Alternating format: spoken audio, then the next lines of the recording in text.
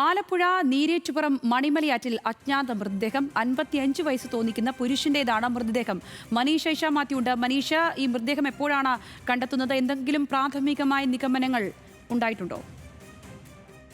സൈന, ഇന്ന് രാവിലെയാണ് നീരേറ്റുപുറം മണിമലയാറ്റിൽ അജ്ഞാത മൃതദേഹം ഒഴുകി നടക്കുന്നതായി നാട്ടുകാരുടെ ശ്രദ്ധയിൽപ്പെട്ടത്. തുടർന്ന് ഇവർ പോലീസിൽ അറിയിക്കുകയും പോലീസ് എത്തി മൃതദേഹം കരയിൽ അടുപ്പിച്ചതിന് ശേഷം വണ്ടാനം മെഡിക്കൽ കോളേജ് ആശുപത്രിയിലേക്ക് മാറ്റുകയുമായിരുന്നു.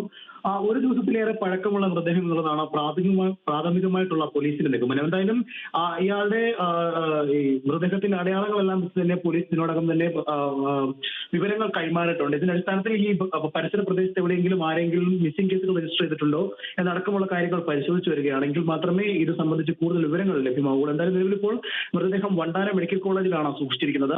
ഇത് ആരുടെ മൃതദേഹമാണെന്നത് സംബന്ധിച്ചും ഏതെങ്കിലും തരത്തിൽ അപകടത്തിൽപ്പെട്ടതാണോ, ആരെങ്കിലും അപകടത്തിൽപ്പെടുത്തിയതാണോ അടക്കമുള്ള കാര്യങ്ങളിൽ പരിശോധന തുടരുകയാണ്. ശരി, മനീഷ ഇഷ മാത്യു, ആലപ്പുഴയിൽ.